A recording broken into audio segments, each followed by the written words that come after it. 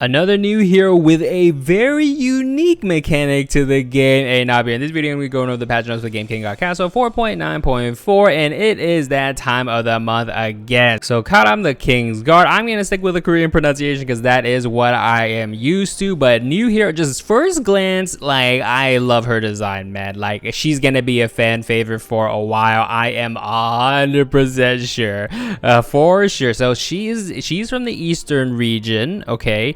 And she brings a unique mechanic to Kinggodcastle that hasn't been explored before. So Garam is a close range damage dealer type hero. She's also attack based. So I have played with her, all right? I have played with her, and she is attack based and she is damage. It's funny because I did that poll on my channel. You guys voted for who you think with the type of hero that is going to be newly released. You guys 100% called it. But she enters a enemy zone after inflicted damage to the enemy in front of her. Now, if that doesn't really make too much sense, but this is a new resource that they're introducing into the game.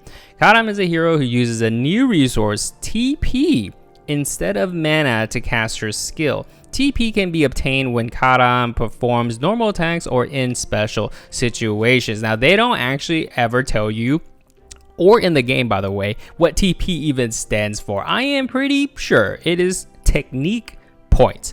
I am like 99% sure, boy. So technique points is what I'm going to be calling it. And basically it looks like a mana bar, but it doesn't exactly function like a mana bar, right? So not only your auto attacks can generate TP, it is 15 points per auto attack. It can be gained through other means as well. So in her kit specifically, she is going to be the first hero that is revolved around evasion. That's right, boys. Freaking evasion type hero. So if you look at her skill up here, Flow of Water, Dragon Slash, when she takes damage, she has a % chance of evading. That's pretty nuts. And what's even crazier about this is that one of her potential, by the way, potential abilities, freaking awesome piece. Awesome piece. You still have not listed the potential abilities. Please, if you're listening, include the potential abilities in your, new hero patch notes. Anyways, one of her potential abilities actually increases this by 20%. So she gets 70% chance evasion, which is absolutely crazy. And upon successful evasion, you completely negate the damage and crowd controls, and you grant 15 TP, which this increases to 30 per one of her potential abilities. So her potential abilities aren't like the craziest, but it makes this, I mean, it is pretty crazy because it increases this chance by 20, and then it doubles the TP received, right? And those are her potential abilities. And when the TP is full, she does her skill, right? And she pretty much dashes to a target, dealing spell damage, and does her normal attack in succession. And then that is based on 180, and that is based on 180% of her attack. So after she dashes, you can see in this this little GIF here, when she dashes, she will do those normal attacks like rapidly, like it'll be pop, pop, pop, pop, pop, right? And it's like a tick base. So this is the only thing that scales per tier, by the way. So at tier 7, she will get 5 ticks of that normal attack after she does skill. Now, I'll say my thoughts on it later. We will be playing an invasion chapter run at the end of this video real quick, just to try her out, in normal fashion. But this is her awakening ability. Her awakening ability is pretty good. It's pretty much one of her identities, So upon evading, okay, so when she evades any attack, she has a 50% chance to deal a normal attack damage equal to 70% of her attack to the target that she evaded the attack from, right? So a reflect, essentially. And this is pretty good. It's a little weird, right? It's a little weird. It is not as much damage as I would want it to be, but it is something, right? It is something. Because this hero lacks AoE. This is essentially her AoE attack. Now I will not be surprised if her second awakening makes it's more single target based, right? But this awakening essentially is her AoE factor, right? But other than this, she's single target, man. She's single target. She's lacking AoE for sure, and you pretty much have to evade for the AoE. But it's like a give and take, right? But the idea is super cool. This is the first evasion type of hero in King God Castle, and she just on paper, very OP, right? Very OP. So this is some of the optimization, like they made stuff faster when you like craft UI stuff and all this junk, so a bit faster. And then the limited skin, by the way, is Emissary Garam. It doesn't look too much different. I'm pretty sure the effects are the same, and then she just has the color scheme is the same too. She has the hat, and then she kind of has like some more details on her robe, but I wish it was a different color. Is it worth it just for the hat alone? I don't know. I mean, I still got it. You know, I'm still going to be using this one, but it is limited. It will not come back after it is done. So if you want this, you better get it now. It is pretty cool in my opinion. I just hope that it looked a little different, right? Like, well, it does look different, just her like just colors, you know. That's just my thing. This is the new event skin, Sunflower Lunaire. This skin is pretty cool. Ooh, okay.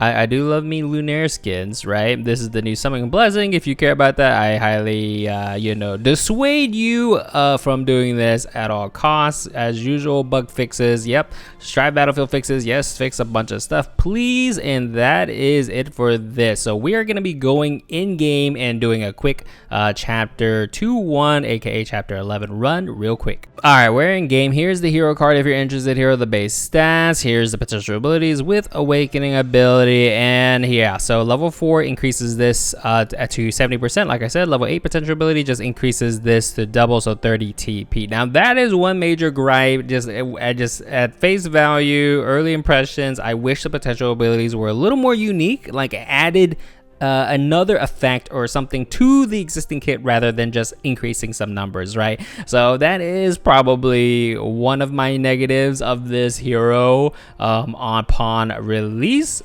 but she does look flashy. All right, so we're gonna do like some gold crown and horn with insignia and see how far we could get. And if I assume I've done this some. And she's pretty OP. I will say she's pretty OP. So we're just gonna go through it and see the magic of Garam. Okay, yeah. We're just gonna do like 1. We have insignia. Let's just check it out. Hold on, I gotta turn on the numbers. You know, you gotta show the damages.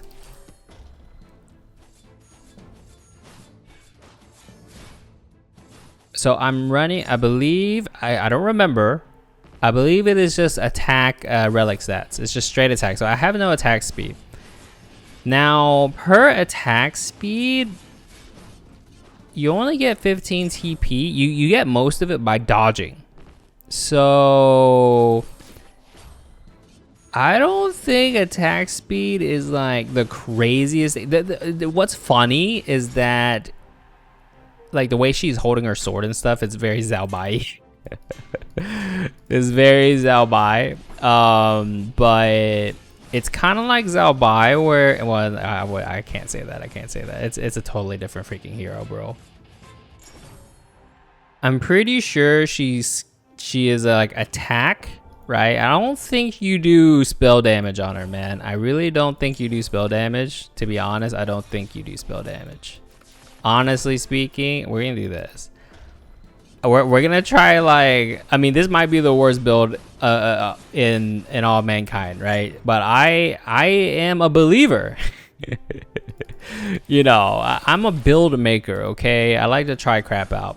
I think 2 swords, 1 armor. I think 2 swords, 1 armor is not bad. I think attack speed, I've tried attack speed once. I think attack speed feels a little bad on her. Not gonna lie, it feels a little bad. Because most of her kit revolves around dodging, right? and you don't actually get too much TP from just auto attacks, right? So usually if you're running auto attack, like attack speed, she's just smacking fast, but it just doesn't feel as good. I don't know how to explain it. That's just me though. I don't know, man. You know, I'm just crazy. Just stacking attack just feels better, in my opinion. For now, you know, for now. It is like day one, all right? Cut me some slack. All right. Now, I am almost 90% sure you do not build spell power on this guy. I am very confident. And then, and before, like, everyone builds spell power on him. But I'm pretty sure you don't spell... You don't build spell power on this chick. Pretty sure. Pretty sure. You want attack? I'm pretty sure a lot of people are gonna do attack speed. Now, after playing with her a little bit, I have played with her quite a bit since she released, just to test her out. In my opinion, early impressions, I think she's very good, and she feels amazing stacking attack and relic stats attack. Now, I will say that early on, you will see a lot of players build attack speed on this hero, and that is because not many people have attack-based relics to use. And if you guys been playing for a while, you know why that is. It's because they ended up changing how attack works and, you know, all this stuff, etc., etc. So you guys know, I don't need to explain that to you guys. Those of you guys that have been playing for a while, you know what I'm talking about. But you don't see a lot of people having attack-based relics, right? So that is probably why you will see a lot of people run attack speed relics at the beginning, at least. But she feels a lot better with attack base than attack speed. That's just me, though. That's just me. You know, you don't have to do what I do. You guys can form your own opinions, right?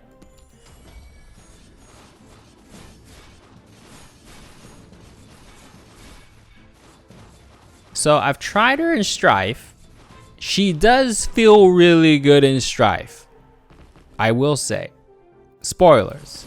You know, spoilers. You might see this character in Strife Battlefield. Now, do I think she's going to be the best one? I will say there's potential. She has potential of being the best one. I will say that. I'm not going to reveal anything or what I do in Strife, but she has potential of doing really well in Strife, is what I'll say.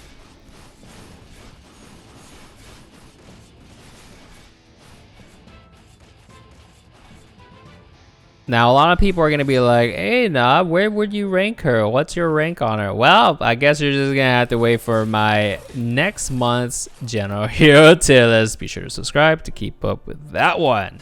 But early impressions, I will say she feels really good and is borderline broken. I'll say that. And I'll just leave it at that for now.